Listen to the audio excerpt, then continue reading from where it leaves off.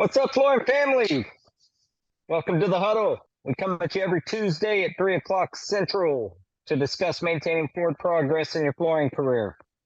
If you like what you hear here, or if you've enjoyed any of the episodes, please consider giving us a like or subscribe in our YouTube channel. Like and subscribe Preferred Flooring's social networks, whether it's Facebook or Instagram. The guys are great on there. And same with Go Carrera. So I missed everybody last week. Thank you guys for jumping in there and covering the show. I appreciate that. Yeah, hopefully we did okay. Well, I haven't gotten to look at the whole thing, but I know you guys, so you covered just fine. So this week, we're going to be talking about cash flow and cash flow management, starting with the installation professional. One of the, ways we got started, I think, Preferred Flooring got started installing, so did I. And so managing that early cash flow was key to eventually opening up a full service shop. So I just thought I'd start with you guys, give us a little bit of a, maybe experience on how you guys manage cash flow early on, some of the great things you did and some of the maybe mistakes you made, and then I'll follow up because we have a very similar path to starting our flooring service, a full service flooring company. I think in the beginning it was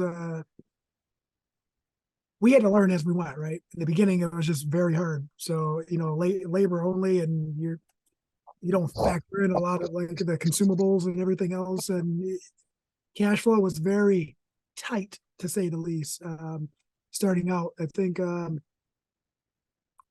we structured our pay based off of a salary, so that way we weren't just willy-nilly with the bank account.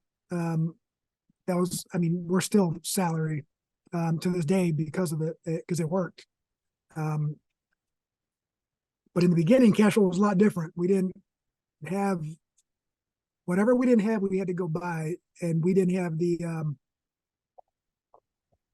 credit line yet, unless we were using our own. So that was pretty difficult and challenging in the beginning. But with the little bit that we paid ourselves on the salary, and then I think we waited about a year before we hired our first employee so we can build up a cash flow.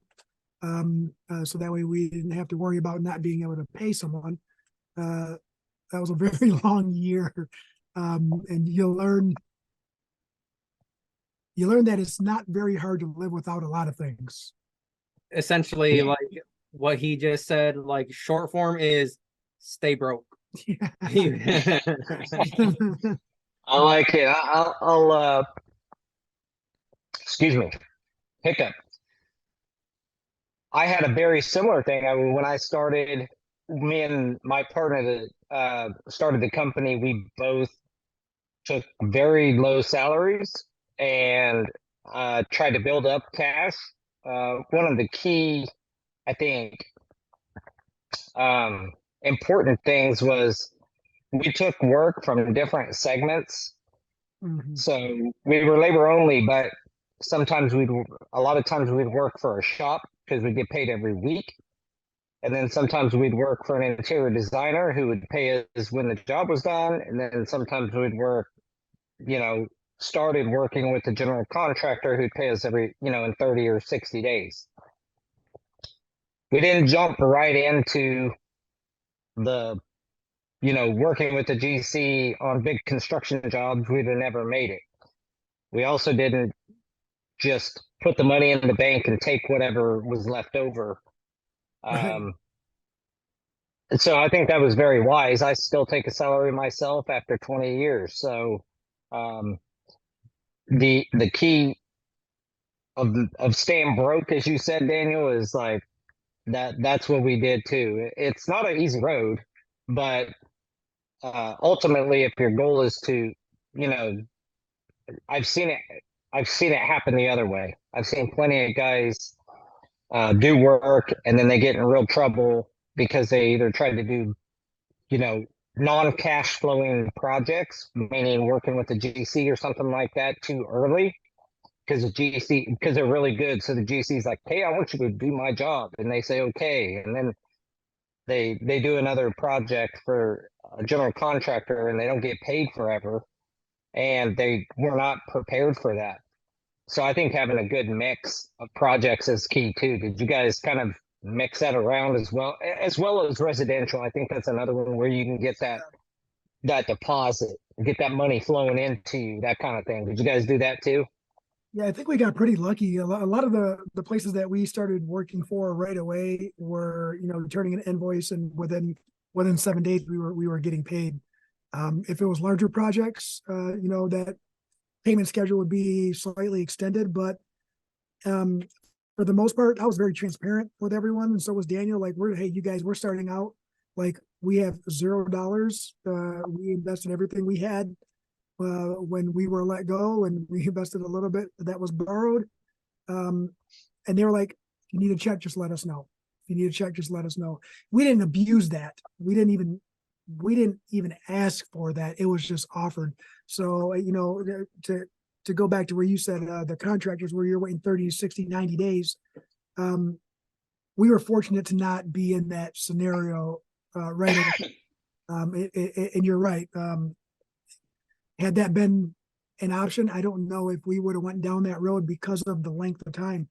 The cash flow, everything that was coming in was going right back into it right away. Like we had nothing, you know. Yeah, you had to buy equipment almost immediately. Yeah, that's what we found. And a big benefit of paying yourself a salary as well, just as a side note, is I'll use some personal experience here with my father, who has worked for himself for many, I mean, for probably 30, 40 years. He worked for himself as a painter.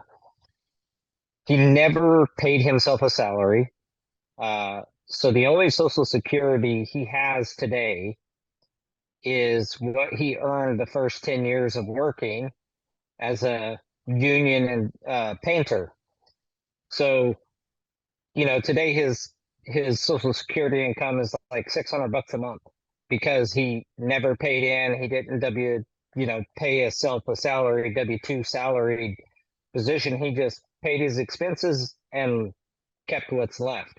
So there's another benefit of like doing that.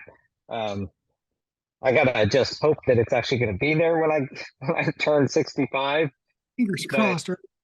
yeah, but the point here is, had he paid himself a W-2 and paid into his Social Security way back then, he'd be in a different position today. And you know, you can't go back. But my advice to any installer is, if you're even if you are just an installer and you got a couple of guys working for you, pay yourself a salary, let your bank account grow. It'll come in handy on a rainy day. You'll have a little bit of money to invest in things that you may want to invest in, whether that's equipment or, expanding your business. But living off of what's left will get you, I've seen it get a lot of guys in trouble, and part of that is probably the next topic under this is like, not just how do I say this? A lot of installers who get started and they live off of the proceeds tend to live off all the proceeds. So you never budget your personal life because of it. You just have this money coming in, and then properly tracking expenses doesn't happen as much then. Kind of, I guess the bottom line is, run it like a business. If you're an installer, run your installation business like a business. We had a conversation like that in the mastermind group with Kyle about that. It's hard to track any project and get your daily operating costs if you aren't on a set pay schedule, right? Like if you're just starting out and you're going through your bank account and everything that gets deposited, if you're treating it like a flow through to you, you don't really know where to make adjustments financially on some of your pricing on what am I spending on supplies for this type of work or this week or this month. I think that's one of the biggest things when we started. That's what we did. Is you have to separate your business income from your personal income. Like, Yeah. just because the business is making all this money doesn't mean I'm making all this money, even though we're technically a pass-through entity. So the IRS treats it like that, but you still have to separate that based on, all right, this is what I want to do in business. This is how I can get there. This is my own personal over here. And like I said, it wasn't a mindset of stay broke. It's what we had to do in order to move forward. Like, in order to see the vision transpire, it's like, we're only going to pay ourselves this much and then constantly reinvest into the business. And that's what we did for years. So that's what we're still doing right now. And And it also helps you on taxes, because when you're paying yourself a weekly salary, you're paying in taxes. What we did, and I still do to this day, is I max out my taxes. Like, I want them to take as much out of my weekly income, my salary, and then I knew what I needed to bring home to make do early on, and that's what I paid myself. Plus, I made sure I paid enough to cover the taxes. I wanted to pay as much into taxes because it is a pass-through tax structure. If you're, say, an S corp or even an LLC, the profit and the burden of that profit flows through to you. But like you said, have a separate bank account for your company, and then pay yourself a weekly salary into your just like you would any employee, right into your personal account. But you're paying those weekly taxes, and it's easier to stay up on the taxes early on. That way you don't have this huge tax bill at the end of the year. If you just have one account and you pay everything out of it and you just keep all the extra, you better be making some quarterly tax payments. But one way to do that almost automatically is max out your tax amount that you pay in on a weekly basis from your salary. And then at the end of the year, when your income is all calculated for taxes, you've paid a pretty fair sum in from your personal income. And me and my partner, when we first started, I bought him out in 03, but from 99 to 2003, we both just took salaries, and it helped us stay up on our taxes, kept our tax burden down at the end of the year, that kind of thing. So there's a lot of benefits to doing it that way. Yeah, and we in full disclosure, everyone, like, I learned this the hard way from previous ventures, right? And that's why when Daniel and I partnered up and we decided to start Preferred, it had to be structured right away. The other way didn't work. I mean, it worked for as long as there were funds in the bank, but as soon as you get under a certain dollar amount and you have X amount of employees, it doesn't work anymore. You're scrambling. You're in scramble mode. You got everything's separated, right? So your employees, your wages, then everything else on top of that, your vehicle, then maintenance. And starting out, nobody goes out and buys a brand new vehicle, right? So you're going to buy a used vehicle. You got to figure you're going to spend $500 a month in maintenance on that, on top of fuel and whatever else. I mean, you're going to be spending a truck payment, a van payment anyway, and maintenance on an old vehicle. So learn that one as well. Yeah, and even if you do go get a new one, you got a bigger vehicle payment. So I mean, at the end of the day, having those separated is wise. And like I said, there's that added benefit of having some taxes automatically coming out of your account or out of your check on a weekly basis. And then, frankly, it helps you to not overspend on a personal level. Sometimes you're going to have some down weeks when you're installation only. And it's nice to have that extra money in the bank where your salary still comes through each week, just like it has. And if you live within those means, then you can make it through, a period of time without actually working. And you may be out, scrambling for work, but there are slow times. I mean, it's not been around for a while, but it does happen. I remember installing and out trying to drum up work, and it may have a week off, but I still got my salary because we put the money in the bank. Yep, I remember planning for it too. I remember the lulls like right before Thanksgiving, and then after Christmas. That was about where I was at. So, Uh-huh. and then it always a little bit of a low right before we call school season started. And it's like the tide was just pulling itself back for a second, but it was going to come back strong. And you got to be ready. That's a good analogy. So Jeremy commented on Facebook. He says one of the reasons why he hasn't jumped in full time on his own is not being able to have the steady cash flow. But being a W-2 employee, he's able to invest in 401k and move up the ladder to get off his knees in a reasonable amount of time. Because I think you see too many guys out there that, like he says, they're one-man crews and, they're 60 years old right now. And it's because they didn't take the time to plan things out when they were younger. Kind of like you said, your dad, that's all he did was, when he was in the union, and then he has really nothing after that. It's a lot of these guys take a look at that bank account, and I mean, don't get me wrong, a lot of us come from, pretty much nothing. So it's when you start seeing that amount of money rolling in, it's hard to just look the other way and keep it into that account. But it's all mindset, right? It's where do you want to go?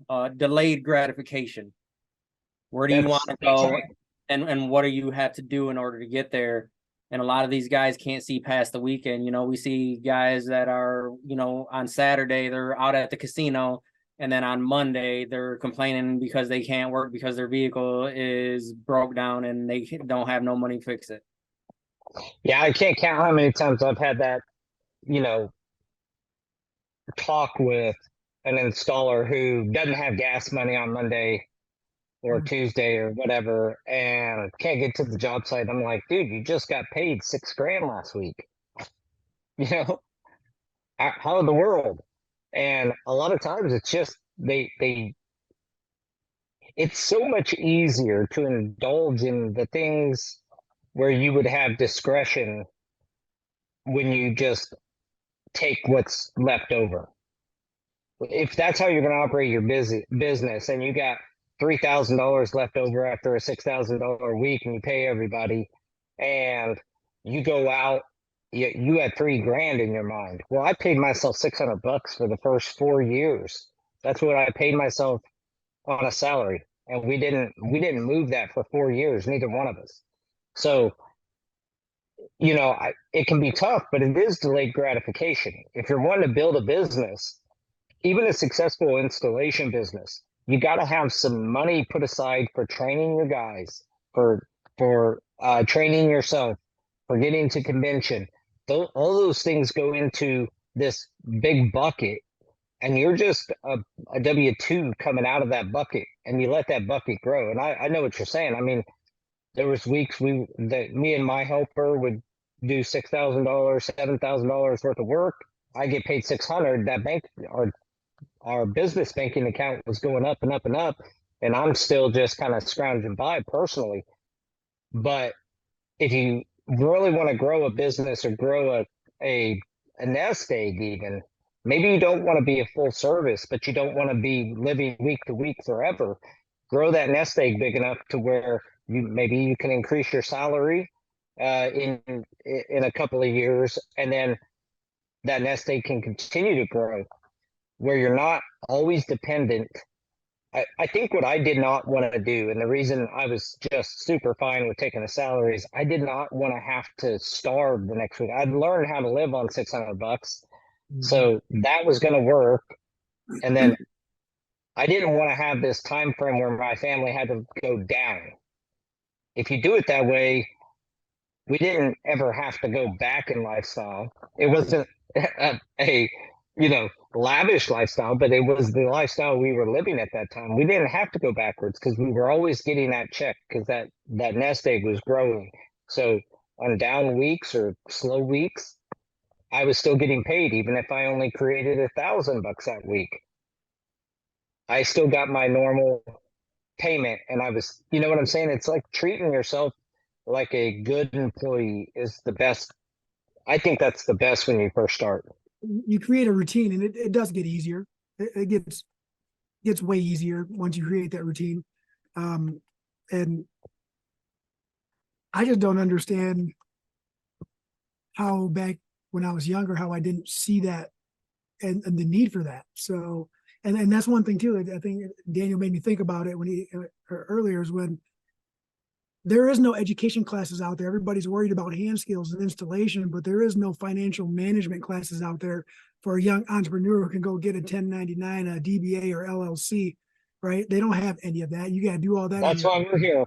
Yeah, and that's the thing though, is they do have those classes. It's just you have to go looking you have to look for them. Yeah, they're not readily available. Like, oh, here's a booklet. If you're starting a DBA and you have a business license, here's a booklet from your county. And I mean, that would be that's the thing. It's like the FCEF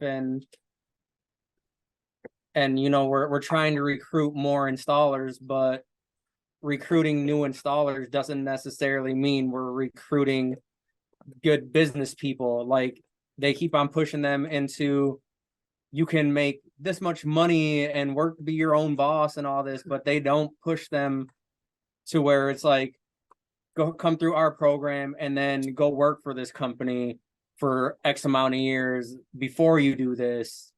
It's always that mindset or that statement where it's like you can be your own boss. And I mean, you know as well as we do, being the boss is not always the greatest thing in the world. It's yeah, it's not always cracked up to be sometimes. Yeah, it's like it would be so much easier if we weren't, but at the same time, if we weren't in the positions that we are now, we wouldn't have this platform here talking to other guys that need the help. Yeah, I mean, I can't say enough that, you know, we've touched on so many subjects that if you are starting out as an installer and you're thinking about, or you're an established installer and you're thinking about like taking the next step in your career or your business, you know, forward progress to us means like wherever you're at right now, you can move forward. You can get bigger, better, or just better. But, you know, what have we shot? 60 plus episodes. And a lot of them have to do with how you run a small installation company and how you can turn that into, like, I could have been extremely successful from a monetary standpoint without going full service because I did pay myself a salary and I did create I did good installs and I attracted good installers. Me and one other crew, we really could have had a very good lifestyle. You know, I wanted to grow into a full service company. There was a big need in my area, and so that's what I wanted. But you can run a successful installation only company as well. It's just having some discipline with your money.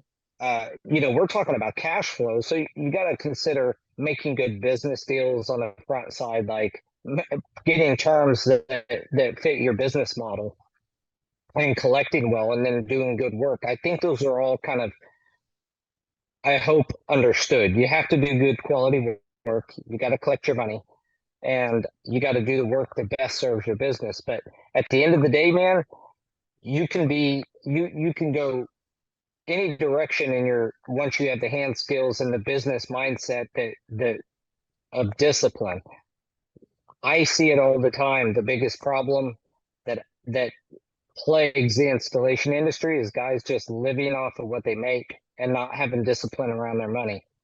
I know a guy that, you know, he does real well from how much he pulls. And, you know, instead of, he replaced his old truck with a Mercedes Benz, you know, I think that kind of spoke a lot to where his mind was. I mean, could have went out and got a really nice van that would better serve your business. I don't think I drove a car for I still don't drive a car. I probably haven't driven a car in 20 plus years, but I didn't drive a non-installation vehicle for almost 10 years. Like my kids, I'd take out the seats and I'd ratchet. I'd literally put the seat back in so that I could put my kid's car seat in my van. I can't imagine not driving a work vehicle, like something that I can throw my tools and material. I can't, like, there's a need for it. But it 100%. happens, Yeah. I don't know. I remember driving my S10 across the country with a 35-foot roll of broadloom and from the tail over the cab, and it scratched everything up. Yeah, It was sad. yeah. I think another piece of this cash flow portion is also tracking your helper's labor and making sure, whether it's a helper or other installers that work for your install company, making sure that they're being properly trained and that you care about the quality they're putting in and their production. Giving goals. I know we've talked about that in the past about giving your installers goals. When I was just me and another guy, I had a helper, he had a helper.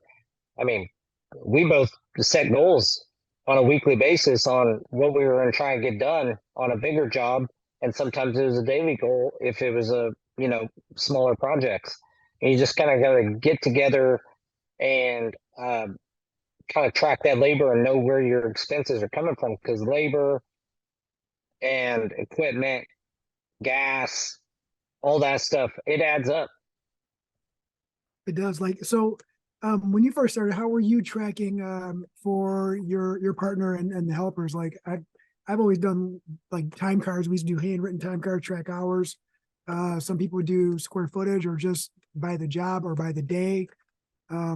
What are some other ways for people starting out to track that? Because that has a lot to do with it too. You got to be able to track what they're installing, how much they're installing, or if you're by the hour, like, is their rate match what's going down? Yeah, we always did it by the hour. And the lead guy, my other lead guy, he got a salary and then a bonus on whatever he beat. So that was the purpose of the goals. So say you got $1,000 job, just as an example, and it's going to go for a week.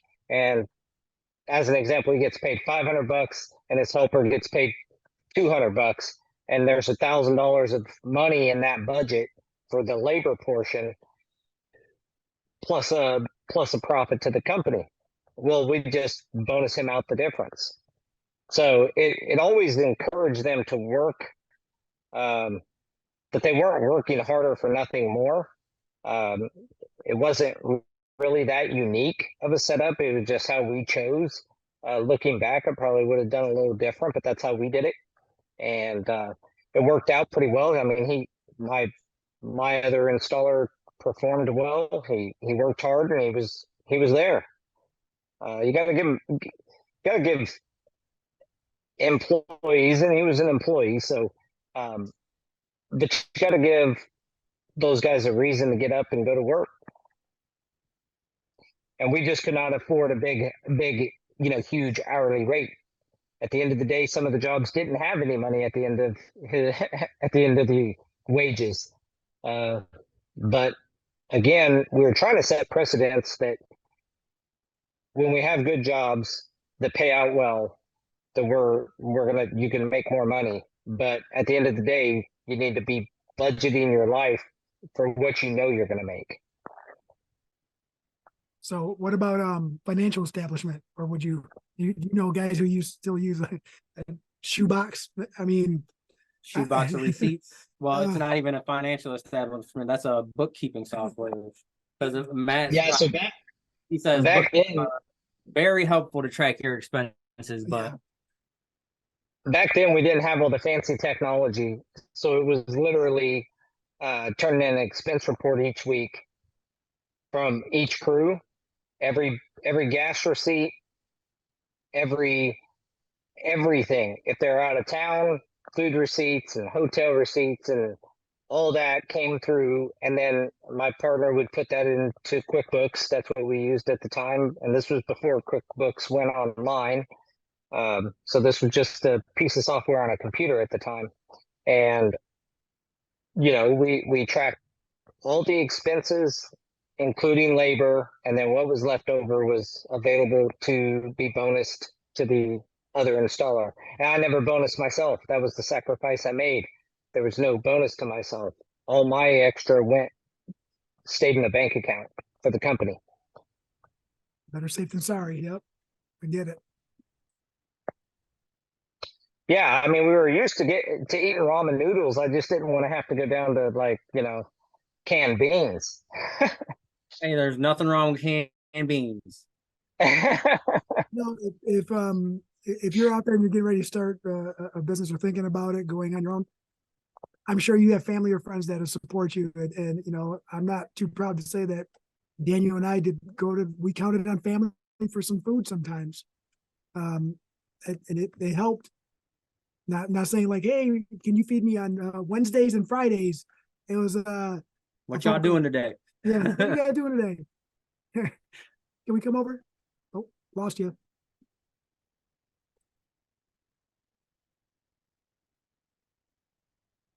Nope. We lost the audio on you. I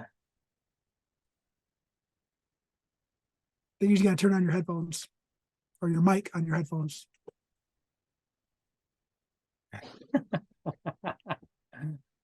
Thanks. There There you it go. goes. Is it good? Yeah. Yeah. I'm back. Okay, sorry about that. I don't know if I touched something or what when I adjusted them. But I guess you don't have to start that way, do you? I mean, not everybody has to start struggling. If you've established yourself working by the hour or by the day or whatever, as an employee for a company, and you've got a good savings stocked away and maybe some assets stocked away that you can get a loan against, you can kind of jump in and skip some of these harder steps we're talking about. I mean, we're not saying everybody has to go through the ramen noodle phase, so to speak. No. But it is. But when we started, like, both of our credit scores were not the greatest, and we were already struggling, and it was just not an ideal situation, and we just did what we had to do in order to make that situation better. And kudos to the people who are in a better spot. Like you said, if you are already planning on doing something like that for years, and now you feel like you have the finances to pull that trigger and you're comfortable, yeah, you're in a way better spot, and that's a lot smarter, and way ahead. And I encourage, to plan it.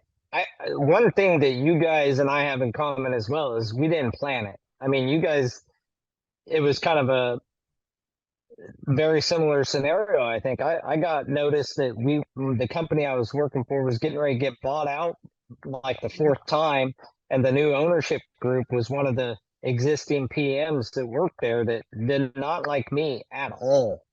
And she's a friend of mine today, but back then she did not like me at all, and I knew my writing was on the wall. I was getting booted as soon as she took over. So I had to quit and go make money right away. So I didn't have a lot of time planning on it. I just figured, hey, I can do at least as good as that company was doing, which was not that good. And this new ownership group coming in, promised the world, just like the previous one did, that things were going to be better. And when I say better, I'm not saying like, getting paid more. I'm talking about having checks that would clear the bank account. Oh, yeah. One time I held 5 checks that did not clear. And you want to talk about Speedy Gonzalez on the way to the bank, when I'd get the tip, who from the PM that ended up being my partner, he tipped me when he knew a check came in. And then I could jump in my car and run to the bank, see how many of those checks I could get cashed. And, that just getting checks that would clear would have been an improvement back then. The new ownership group, when they came in, was promising things were going to be different. I just didn't think I was going to be there anyway, so I decided to go out on my own. And when you do that and it's kind of last minute, I'm in the same position you were. I didn't have the best credit at the time. I was young. I was only 22 when I started the company, so I didn't have, it wasn't that I didn't have good credit or bad credit. I just didn't have any credit. No credit. You know, I had one car loan that I was paying a ridiculous percentage on because I didn't have any credit. And so there's a hard road, but you just, all I'm doing, all this, the purpose of this discussion is to let you know that one, other people have went through it. Two, there are brighter days if you can be disciplined with your money. And I can tell you right now, there's, for every one of the stories like yours or ours, there's 50 stories of the guy that lives off his business 100% and uses all the funds and never has a rainy day, doesn't pay his taxes, and ends up working for somebody out of necessity, not out of choice. They have to work somewhere because the IRS is after them and they need to get garnished. I mean, I know those guys. So do we. And you're right. We are definitely outnumbered by those guys. So Because the reason they go W-2 is, the fact is they go W-2, then the government can only garnish their wages. They don't go take their home and their cars and, you know, Everything. but if you stay on 1099 and the government, if you owe the back taxes, they come start taking stuff. dip their hand in your whole bank account. Yeah. So, Bye-bye. so cash flow is important early on. I mean, that's the bottom line to this: is collect your money, do good work, make sure you're installing good product so you don't have failed projects early on. One thing that'll kill you as an installer is doing poor work early on. It'll just kill you. Having to go back and rework or redo stuff. I'm not saying we were perfect in that regard, but we had very few and far between of going back and having problems when I was installing. And then if you can get a good mix of jobs between homeowners, you know, maybe a little longer term stuff like with your interior designers or something like that, and then working for a shop that could give you that weekly pay, having a good mix there kept our cash flow a lot better. If I'd have been just GC early on, there's no way in hell I would have made it. And same with if I had an interior design group, and they're the ones who really kind of helped us see that we were going to have business as a company. And they were a high-end interior designer, but they didn't pay. They collected from the client and then paid us. And they didn't pay us every week. It was when the job was done. And if it was a 2 or 3 week project, we had to wait 2 or 3 weeks for the money. But we had all the expenses, all the gas, all the labor, all the car payments and everything. You're muted again. Sorry, I had a call come through. I had to be on my phone because I wasn't smart enough to charge my laptop beforehand. So, you know, even if I would have done only the interior designer's work, it would not have worked out. It wouldn't have made it because I could have always been spanning those 3 weeks. We had to have a good mix of those three. Working for a shop, we got paid every single week, and that helped a lot. Of course, they didn't like it when we started working with GCs, and then we lost that. But that's a natural maturation of, like, you know, growing your business, I think. Yeah. So good advice is to make sure that you don't have all your eggs in one basket, that you do have a mix of pay schedules, understand those pay schedules and stick to turning in the invoices if needed, right? Because if you don't, if you miss that pay period, that's your fault, not theirs. Don't overextend your finances on labor, material. Like sometimes we did that too a couple times where we weren't into material sales, but we would buy material with money that we didn't really have, and then we'd be waiting. It's like, didn't think that one through. Track employees, contractors' wages will help. And have separate bank accounts. That, yeah. Like That's probably the first one. Have a business account and have your personal account. Don't live out of your business account. And start working on your business credit on day one. Yeah. Yeah. You know, Pay I know well. this is about cash flow, but that's a very important piece too, right? Like if we didn't build credit and get to a point where we said, all right, we either use it or we don't, right? It was, all right, let's use it so that way we're not using what we have, because I know that what we have down the road is going to pay for that, you know, right away. A lot of the cash flow, like when we were, I mean, we were running 12 installers at one point, and that stuff starts adding up, especially when you're waiting for checks. And it's like, all right, let's get this line of credit going. And then you talk to them and they're like, all right, we'll give you $5,000. It's like, well, $5,000 isn't going to do anything. But that $5,000, and then we just, initially you take it out and then you repay it, and it costs you a little bit of money. But then they're like, all right, you paid that pretty quick. Here goes 25. Oh, you did thing. Here goes 50. Oh, here goes 100. And it's like you have to steadily build on that. And honestly, it's the cost of doing business sometimes, and that's how you gotta just look at things. It's not, I don't want to pay interest on this because I just don't want to pay interest. It's business is expensive, and sometimes you gotta come out of pocket in order to build something. That's the business expense is paying interest, and building. That's a great point. Is starting to build that business line of credit, whether it's with your bank, with your vendors, pay your vendors on time. They'll extend you out a little longer, and sometimes you get to that nice 30-day, net with the vendor, and then you're getting paid on a weekly basis from these, and get that mix was really important for us. I know you guys have a similar deal where you did some homeowner stuff where you get paid a little faster, you can get 50% down. And like I said, working for a shop, you go do the labor only and you get that money within a couple of weeks, and then your longer term stuff. But building that business line of credit, whether it's with your bank and or vendors, is super important, because then you're not just ripping out of your cash. Yeah, that's always a little heartbreaking when you got to dump a large chunk out of your hard-earned money.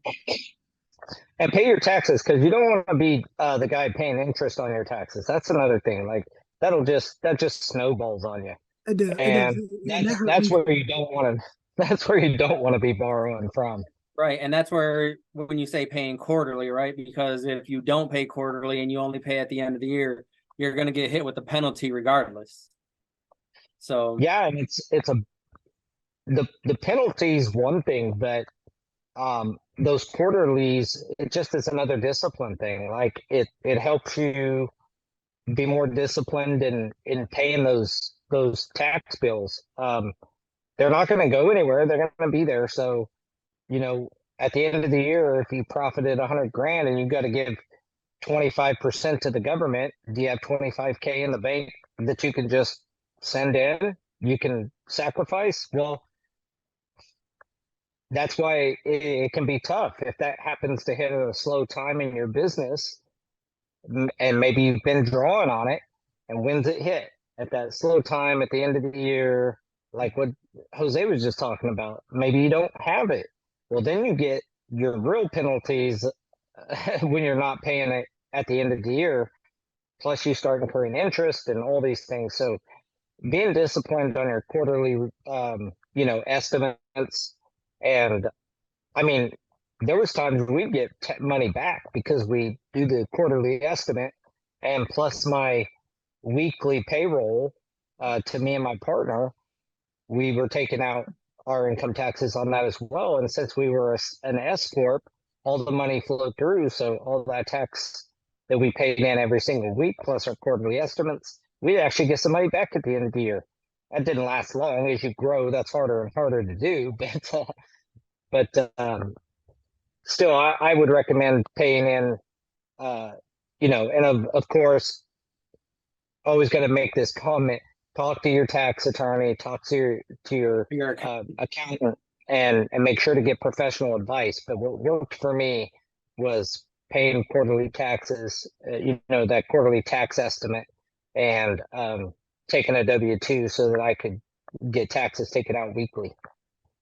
And when you pay your taxes, you get basically your receipt is giving you your net worth, and that will help when you are starting to get traction and want to apply for that, $5,000 loan, 10,000, 15,000. You got to have a net worth. If you don't have anything but what someone's paid you, that's nothing. They need to know that you paid into the government to even qualify for any of those loans. Well, it doesn't matter what you want to do. If you're going to go through, if you want to apply for anything, they're going to want to see, those. Let me see those last 3 years of your business taxes. Yep. And yep, that's something you don't want to fall into either. And we've touched on this numerous times before. It's not being able to build where you want to go because of your negligence on not paying taxes, and then you can't pay cash for everything. No, and that's a pain in the rear anyway. And that's not really running a business. That's owning a job. And you're not even doing a great job at that if you're not paying taxes. And some people are just fine owning a job, but you still got to do the right thing, pay in your taxes. Again, I don't care if today I was still installing on a daily basis, and I'd still pay myself a salary. I would still do it the same way. That's the one thing looking back I wouldn't change. I think it was the right thing to do. It worked, and it helped me tremendously in getting that cadence down and understanding when I didn't really understand a lot about business. I didn't have to worry about making it. I don't know. There's a certain level of personal security and knowing that you're getting that payment every week from yourself. Yes, but still that you're not going, like I said, going from ramen noodles to canned beans, or maybe canned beans are better. The other's a backdrop, but you get what I'm saying. Yeah, we're Mexican, so we love beans. Yeah, when you said beans earlier, I was like, yeah, beans. I love it. Oh man, they were good. All right, so we kind of touched on the biggest things, and you just kind of capped them off there a second ago, Jose. Is there anything else you guys can think of, a pitfall for the new guys kind of getting going? I know one of the comments was talking about 401k and things like that. Obviously, you can do that on your own as well. Right. If you're responsible with your money, you can pay into a 401k right as you're taking your W-2. I do have something to add to that. To this whole conversation is, and to each their own, right? It's okay to say no when you start getting the cash flow and you have friends and family reaching out to you. You're trying to build something that's going to last a lot longer than a favor. It's okay to say no. Yeah, well, I think that can go down a really deep rabbit hole, because I think we both probably have some instances where all of a sudden friends you haven't talked to in a long time all of a sudden find you again. I mean, I'm a sucker for right? I'm a sucker for family, and Daniel is too. And if I said we say no all the time, I'd be lying, right? But if you and your business are not in a good spot, it is in your best interest to have that control and say, I'm sorry, I can't right now, even though it hurts your heart. I think that's the key, is knowing that if you can't, you don't. Yes. If you can, awesome. 100%. Help out. But at the end of the day, don't fool yourself. Don't let your ego, cause you to say, oh, they're going to think I'm not making. That's what got me. I would help people out because I didn't want them to think my business wasn't doing great. So if I give them money, they think I was successful.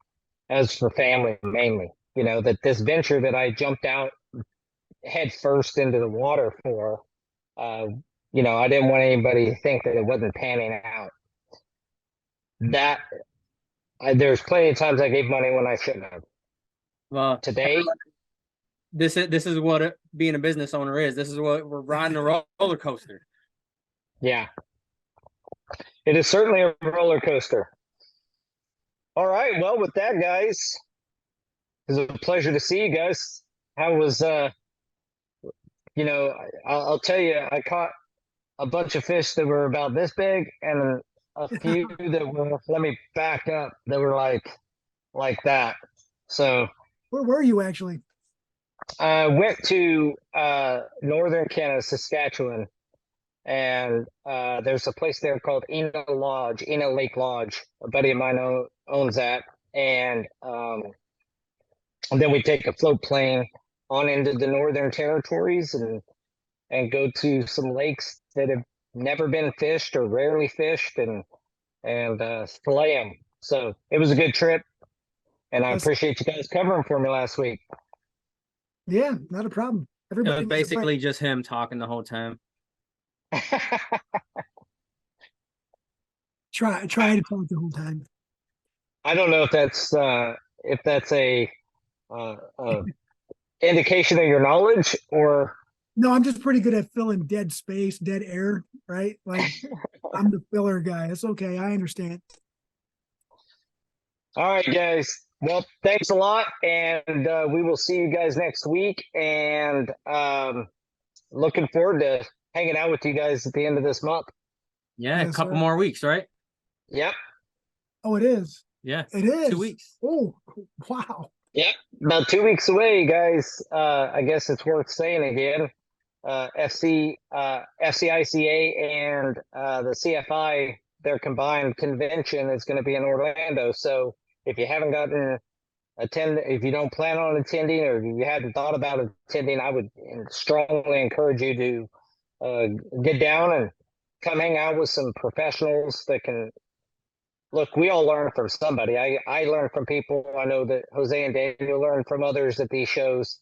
Come down and you can see a bunch of different types of businesses and how they run, and people will talk to you and help you through some of your problems. So I encourage you to get down there and experience it. And most importantly, Krista will be there. Yeah, and Crystal will be there. Go down and check out the show. I almost said go down there and check out Crystal. Yeah, you can do that too. That's fine. We keep looking This- over because Daniel has a new addition This to is his the family. this is the new family member. Oh, what kind of dog is that? Luna. Luna. All right, welcome to the family, Luna. What kind of dog? She's a Shiba Inu. yeah. Shiba Inu. It's my daughter's dog. I've heard that somewhere. It's fancy. Dogecoin is based on a Shiba Inu dog. Oh, it's a cryptocurrency thing. Yeah. Gotcha. Sweet. That's a cutie. All right, guys. We'll I'll see talk to you next guys next week. Appreciate you joining, and we will see you guys later. week. See Have a ya. good one. Thanks, guys. Bye.